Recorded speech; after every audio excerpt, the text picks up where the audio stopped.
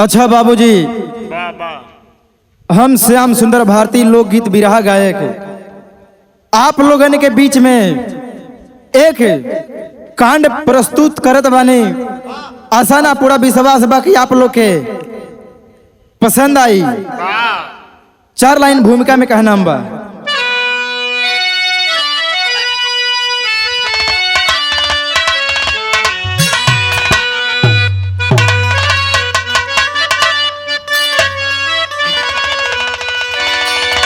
कि खुशी मर गई सारे गम रो रहा है,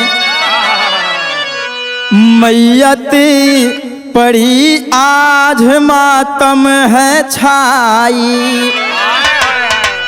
था गूंज सोहरत का गूंजने वाला, हो गई बंद सदा के लिए सहनाई। ए विधाता बता दे कवन चूक था, छीन लिया लाल जिसका वो घर का दुलारा। माली बिना फूल मुरझा गई,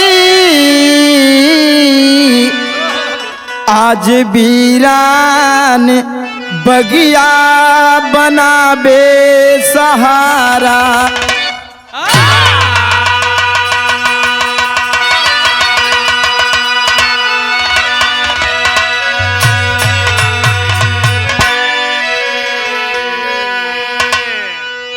यहाँ एक लाइन गजल के टुकड़ा बा मास्टर।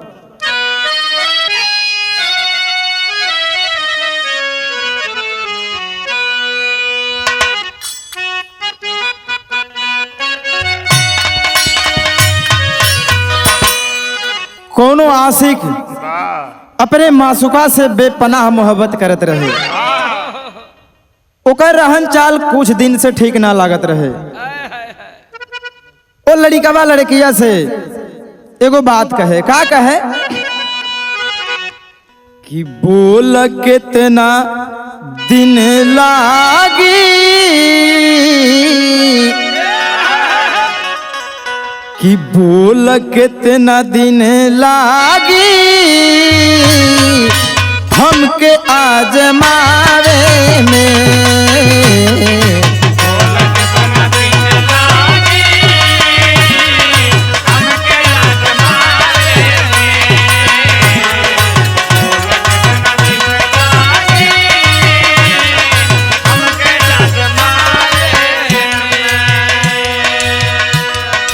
बोल कितना दिन लागी, हमके आजमावे में।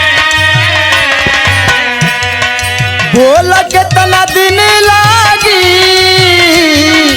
हमके आजमावे में। जिंदगी गुजर जाई, जिंदगी गुजर जाई, रूठा ही मनावे में।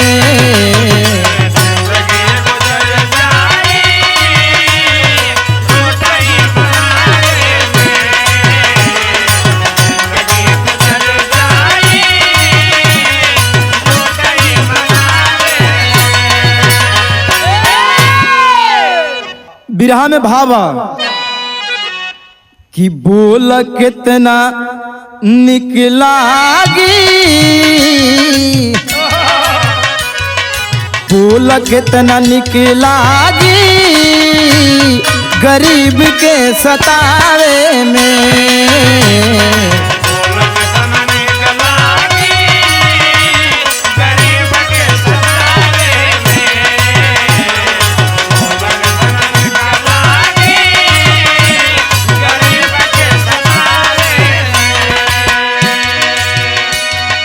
बोल कितना निक लागी, गरीब के सतावे में।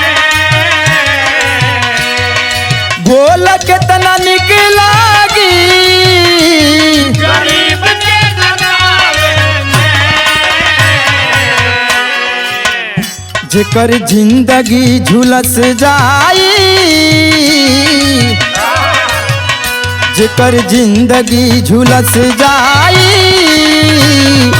औरी जलावे में।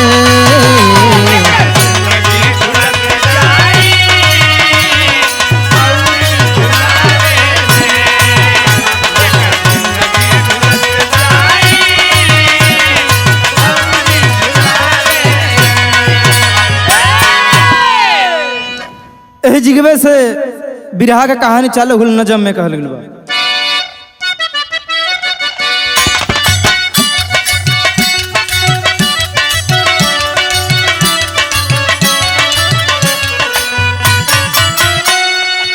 कहानी कहाँ के बा? जिला कैमूर कुदरा में उड़ा की कहानी है, जिला कैमूर कुदरा में उड़ा की कहानी है, बुझा चिराग जिस घर का वो निशानी है।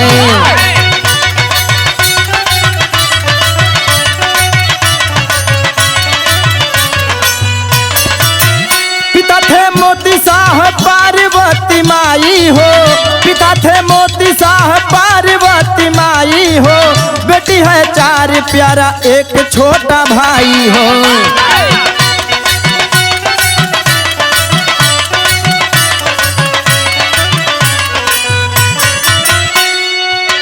बेटा हिमांशु सीपी बड़ी बहना है, बेटा हिमांशु सीपी बड़ी बहना है, छोटी का नाम खुशी तीसरी का संजना है।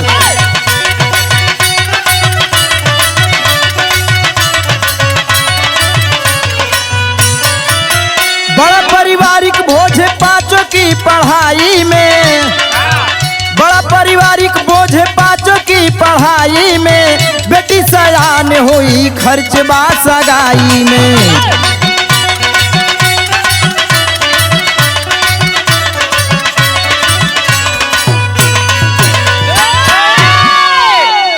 ए भैया ये कहानी जिला कैमूर मेउरा के रहे वाला मोती शाह धर्मपत्नी के नाम पार्वती देवी मालिक गोद में 5 औलाद दिल हवन, 4 बेटी और 1 बेटा। धीरे धीरे बेटा बेटी सयान होखे लगलन। पार्वती अपना पति से एगो बात कहली, का कहली? एक लाइन तर्ज बा।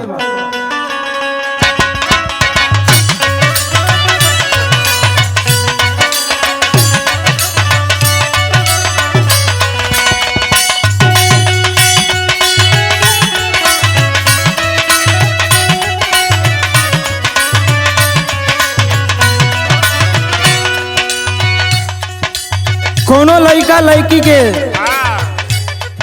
बहुत प्यार करत रहे, अचानक वो लड़किया के शादी हो गई। वो लड़का ओकरा प्यार में तड़पत बा, वो तड़प के एक दिन जहर खा लेलस। जब वो लड़की के पता चलल बा तो अपना सैया से एगो बात कहती है, का कहे? आरा से मजनुआ के हमारा पटना रे फर कैले बा,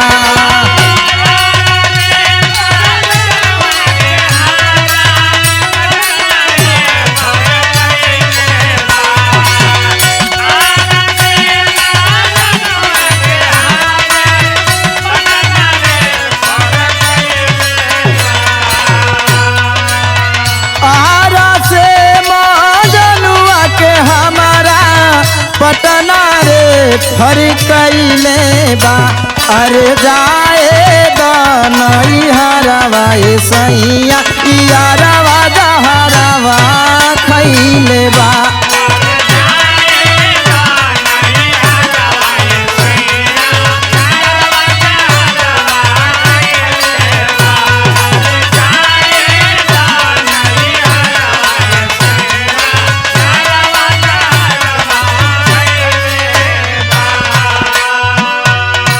लेकिन पार्वती अपना पति मोती शाह के समझावत भाई कहत बड़ी, ये सैया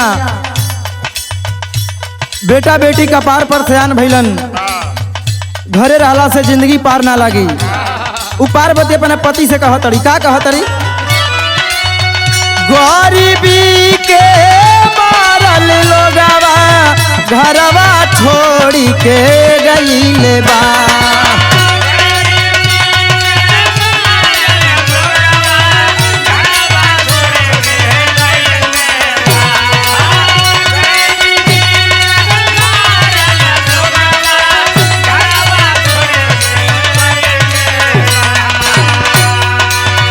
गरीबी के मारल लोगवा घरवा छोड़ी के गईले बा अरे जाई ना बाहरवा ए सैया पैसवे सब करैले बा अरे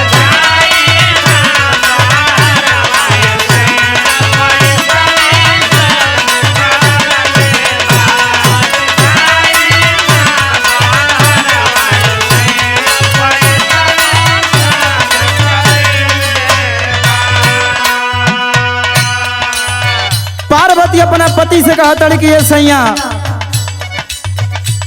4 बेटी कपार पर सयान भैली अगर काम ना करब पैसा ना कमाई तो कैसे ये 4 बेटी के परवरिश होखी बियाह शादी होखी। और एगो बात कहतड़ी का कहली धीरे धीरे बेटी होई गई सयान हो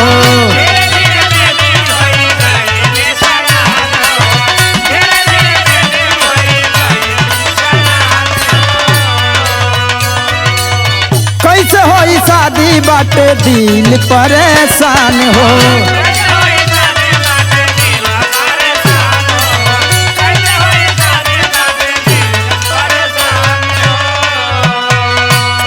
पार्वती समझावत होई कहत ये सैया बेटी सयान भैली अपना समय के होते अपना ससुराल चल जाती तो लोग हमनी के ताना ना मारी ऐसे रहुआ पैसा कमाई पैसा कमा करके अपने बाल बचा के शादी ब्याह करे करी दहेजा के अगिया सगरो सभा के डरावैले बा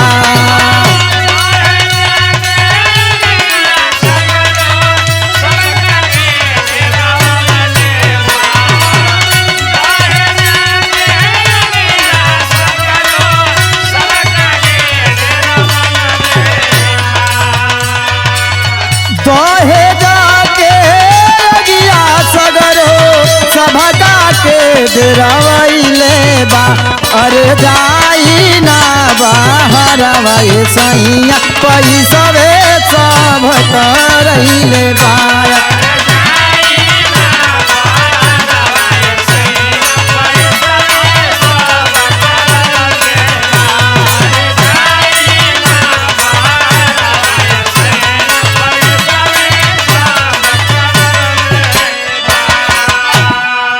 भैया हो जब इतना बात पार्वती अपने पति से कहली तो मोती सा अपने गांव के साथियन के साथे बाहर जाए खातिर तैयारी कर लगलन।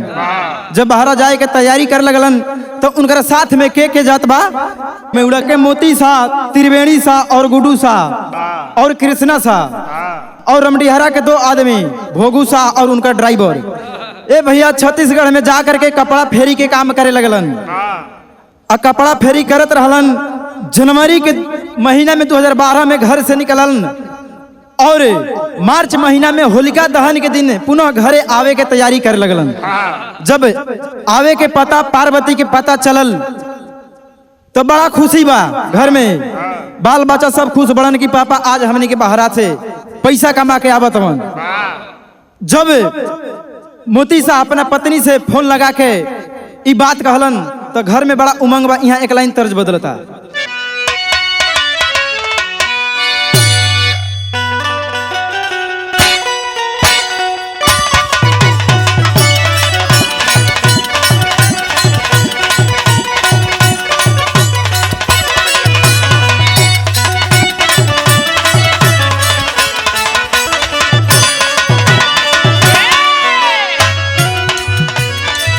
कोनो लड़की के नया नया गवना भइल बा,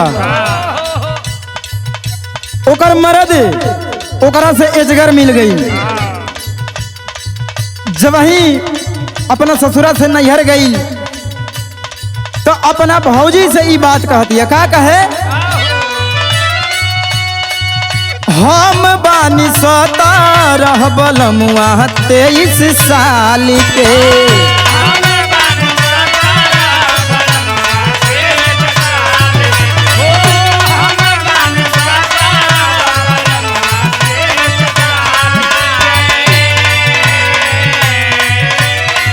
भौजी रे जिंदगिया लागे खतरे में डाल के।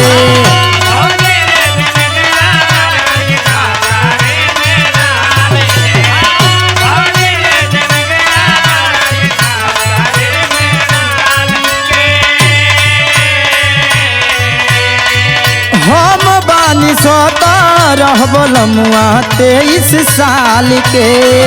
भौजी रे जिंदगिया लागे खतरे में डाल के। तब वो लड़किया कहती है केतनो नीमन होई तो सतैबे नु करी। एतना फरक बाऊ मरिया में कमरिया तू खैबे नु करी।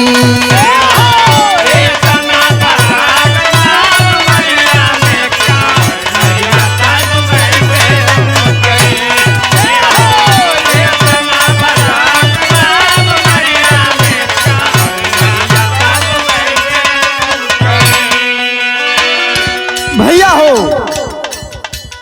जब ये बात के पता बेटा बेटी माई पार्वती के पता चलल, बड़ा हर्ष उल्लास बड़ा खुशी घर में बा कि आज हमनी के पापा घरे आवत तड़न।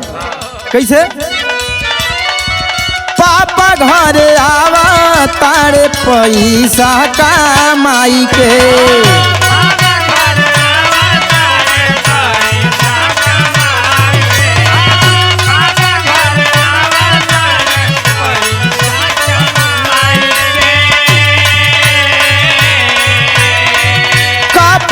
मिठाई लइहे डाबा में साजाई के।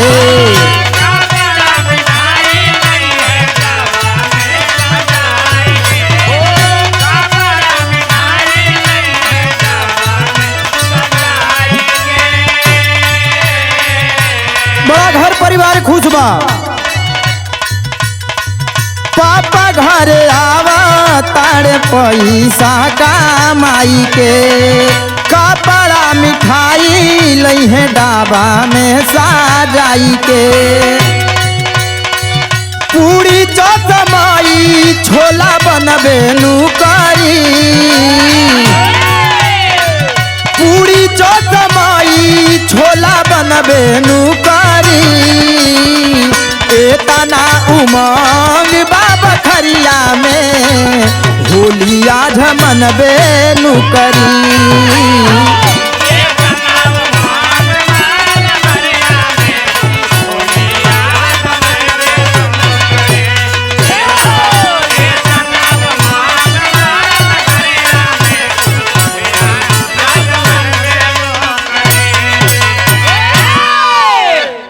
भैया हो, मोती सा, त्रिवेणी सा और कृष्णा सा छत्तीसगढ़ से पुनः घरे आवे के तैयारी करे लगलन।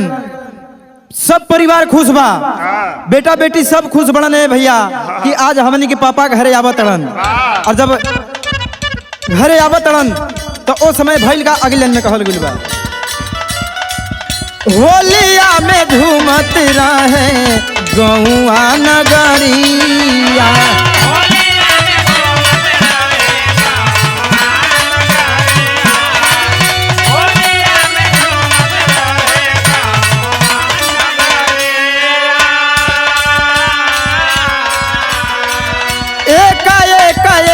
MP से आइल बा खबरिया।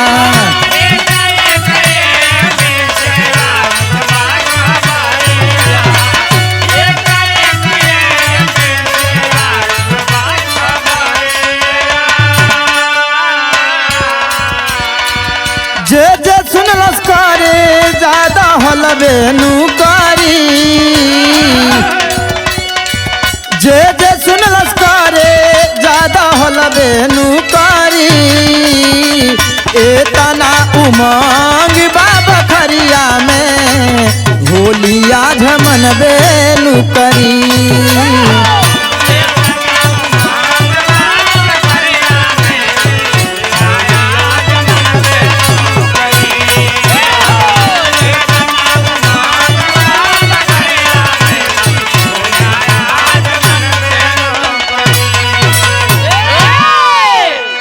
ए भैया जब मोती शाह गाँव में आवे के तैयारी कर लगलन उस समय उनकरा साथे भइल का होली जरे से पहले भैया मेउड़ा गाँव में मातम छा गई। पता चलल मोती शाह, त्रिवेणी शाह, गुडू शाह और भोगू शाह एक्सीडेंट कर गए। ए भैया जब एवना बतिया के गाँव वालन के पता चलल तो पुनः निजी गाड़ी अपन लेकर के मध्य प्रदेश छत्तीसगढ़ में जाए के तैयारी कर लगलन। और जब तैयारी कर लगलन तो यहाँ भइल का टेरी में कहल गइल बा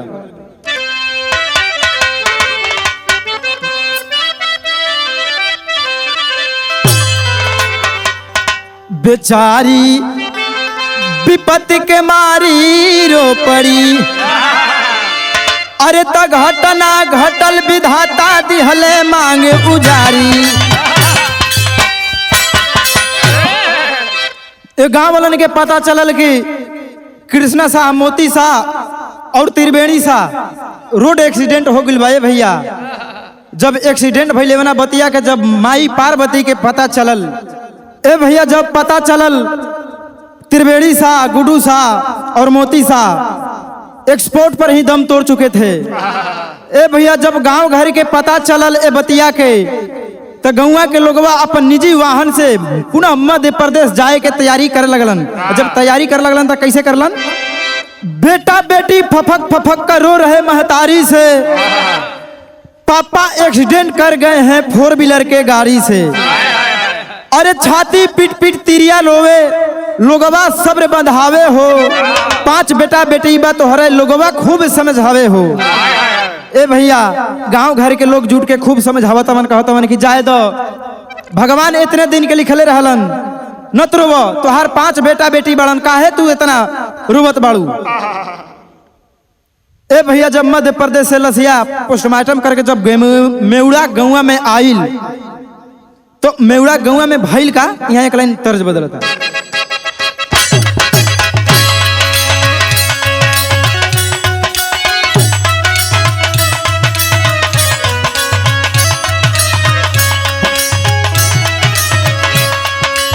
कोनो लड़का लड़की के प्यार में वो लड़किया के जब शादी होके डोली में बैठ के जात रहे,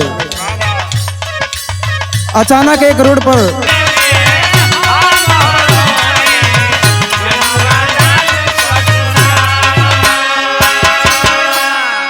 ए बाबू गौवा के लोगवा वो पार्वती के धके वो लसिया के पास अंतिम दर्शन करावे खातिर जब ले गुलन हो तो ओ समय भइल का भाव बदलता। अरे छाती पीटी पीटी माई हो रोवे, बेटा बेटी रोवे पुका फार।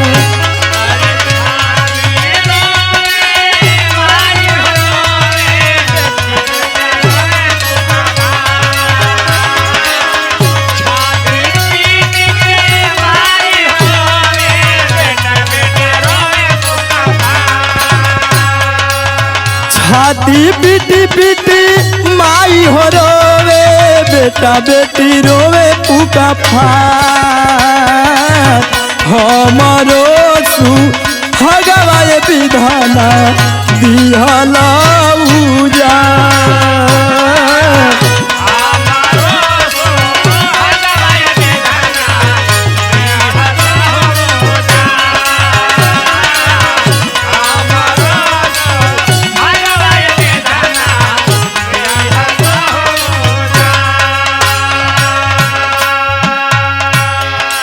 भैया पार्वती रोवत हई अपना सैया से कहत ये सैया हम कवन कसूर कहनी कि तू हमके दूर छोड़ के चल गई। बिटिया सयाने भई है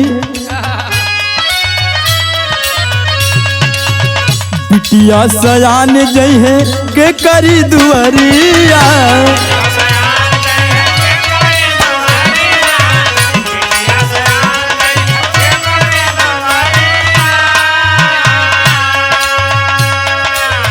जिंदगी के नैया टूटल डूबल पटवारिया।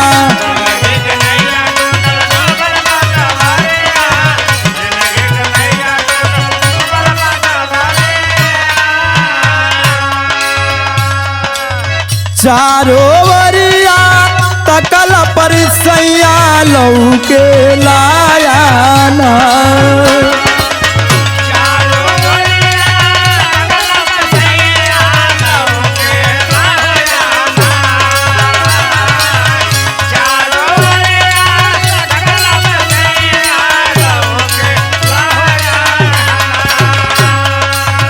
चारों वरिया तकल पर सैया लौके लाया ना।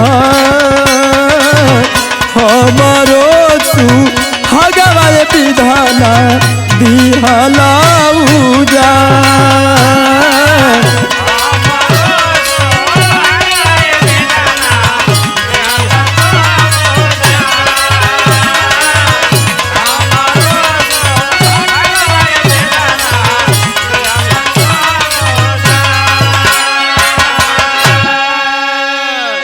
आय हाय भैया, जब गांव घर के लोग ओ लसिया के लेकर के दुर्गावती नदी के किनारे दाह संस्कार कैलन है। ये भैया सारा बोझ माई पार्वती के कपार पर आ गई। 4 बेटी और 1 बेटा मेहनत मजदूरी करके माई पाले पोसे लगली। धीरे धीरे बड़ी बेटी के शादी रोहतास जिला के दरगाह में भइल बा, और दूसरी बेटी के शादी केनार में, और तीसरी बेटी के शादी कुड़ियारी, और चौथी बेटी के शादी के दिन धराई रहे। ए भैया चौथी बेटी के शादी जब दिन धराई, उस समय बेटा हिमांशु के भी शादी के दिन धराई रहे। हिमांशु और खुशी के शादी 2026-27 अप्रैल के निश्चित रहे। बेटी के बारात अमरा तालाब से मेउड़ा आवे वाला रहे, और बेटा के तिलक अमरा तेनुआ से मेउड़ा में आवे वाला रहे। ए भैया जब हिमांशु रिश्तेदारी में जब काट बाटे चलल, तो ओकरा संग एक घटना घटल भइल का विदेशिया में कहल गइल।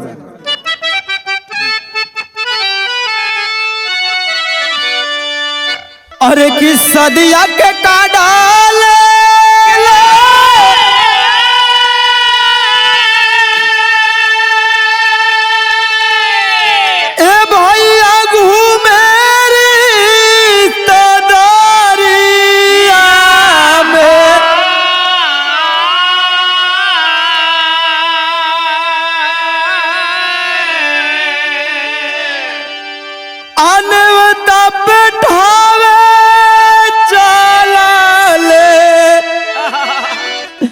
हिमांशु बीराना।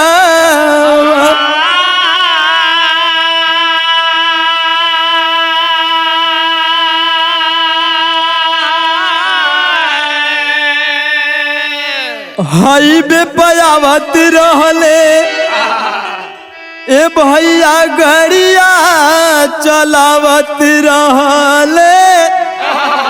अरे पीछावा से ट्रक धाका मरलस दुश्मना।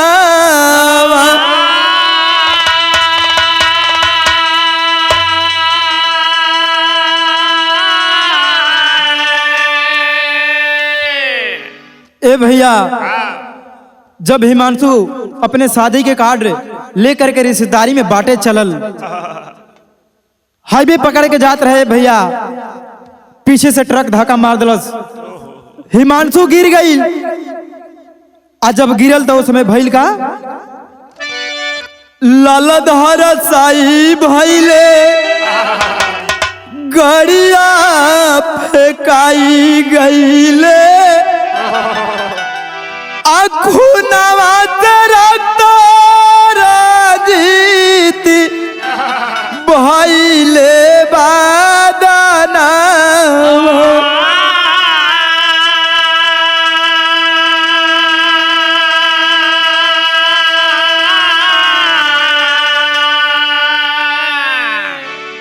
अरे कि एक्सीडेंट हो गई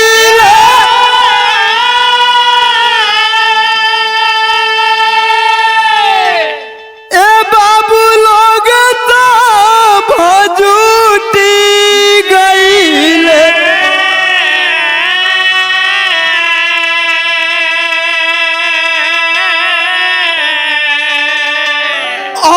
चके में छूट गई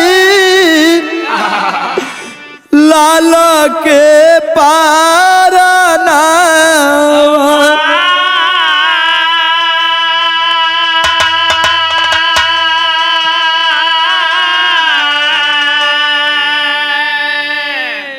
ए भैया जब एक्सीडेंट भइल बा एक्सपोर्ट पर ही हिमांशु दम तोड़ दिल बा। जब दम तोड़लस तो भइल का पुलिस प्रशासन जुटली शिव सागर के थानावा हो अमेउड़ा हिमांशु के भइल पहचानवा।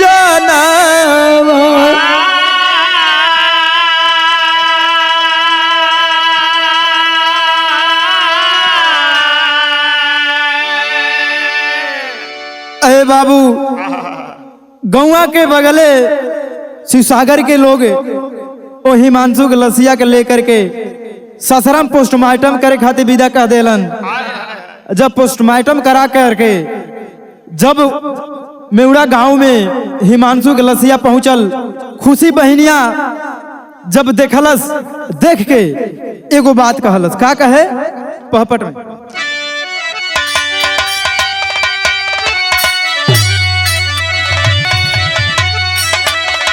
अरे अगल बगल से सुनली माई बतिया छतिया फाटेला अगल बगल से सुनली माई बतिया छतिया फाटेला काप गइल बा मेउड़ा के सुनी घरतिया छतिया फाटेला।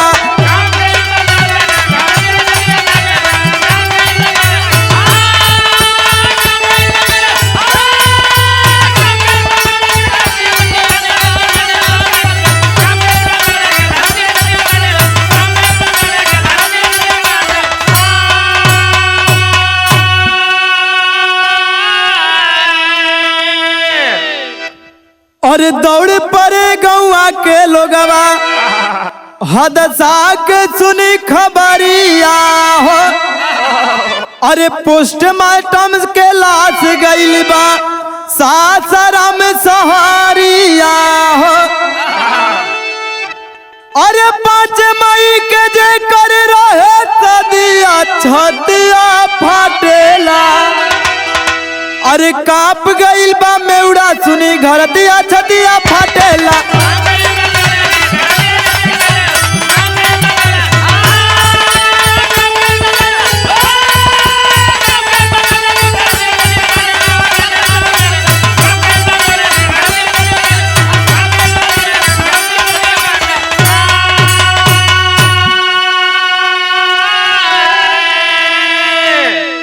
आय हाय बाबू जेकर घर के दिया बुत गई महतारी के दिल पर का बीतत होखे। ए बाबू गांव घर के लोग मिल करके ओ हिमांशु के अंतिम दाह संस्कार कैलन दुर्गावती नदी के किनारे ले जा करके अब दाह संस्कार कैलन तो उस समय भइल का आल्हा में कहल गइल बा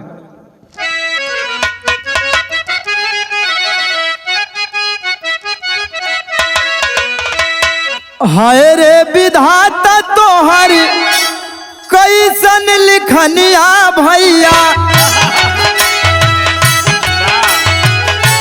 जरले के औरी काहे दिहाला तू जा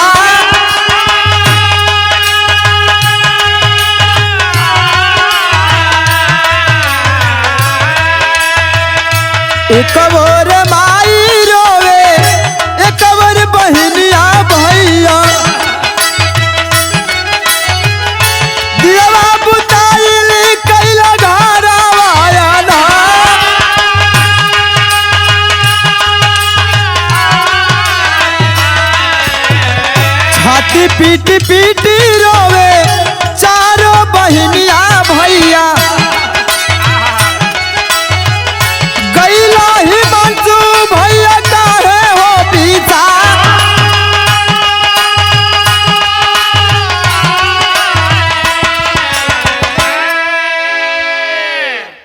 ए भैया चारों बहनिया माई छाती पीट पीट रोवताड़ी।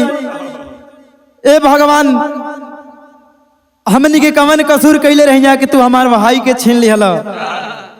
बहनिया छाती पीट पीट रोवताई और कहती सदर में कहल गेल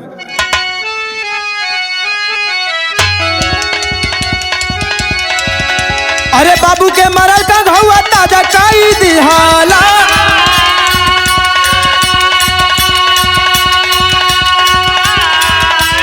हमनी के बचल नाही कोई खेवनहा।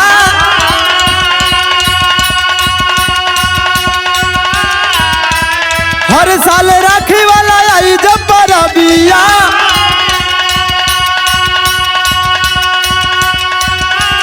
के करा कलाई राखी बांधब होता है।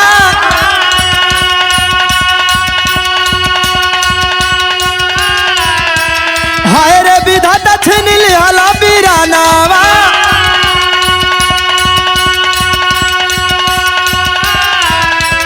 दुखवा के बाजार गिरावला पाहा।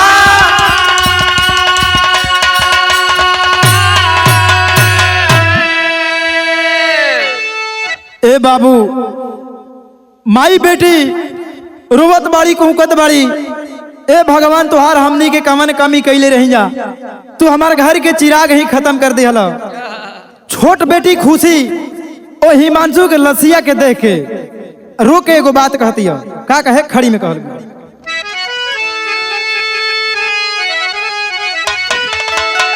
की रोवे माई बेटी झर झरी निर्बहावे असिया।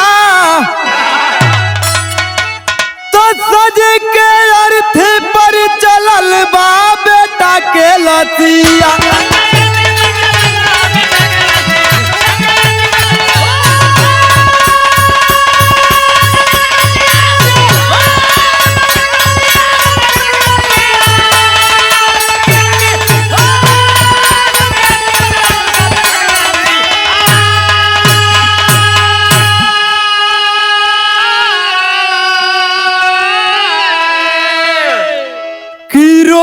खुशी बेटी भैया लौआ के मेराई।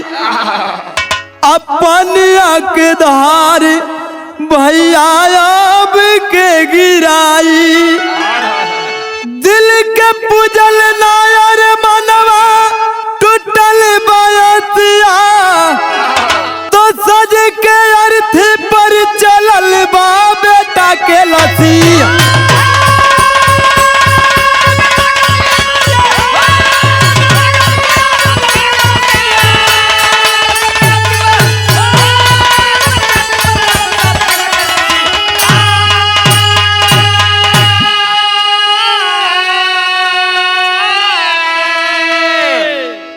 ए भैया गांव के लोग मिल करके ओ हिमांशु के अंतिम दाह संस्कार कैलन। इहमे से हमारे बिरहा के कहानी समाप्त भइल। परिचय में कहना बा अरे सतगुरु स्वामी पैधारी सोन नदी के तीर। कथन किए कभी हीरा लाल बहे कलम से नीर। चारी विपत्ति के मारी रो पड़ी। हीरा श्याम सुंदर के बिरहाया सुधारी। बेचारी विपत्ति के मारी रो पड़ी।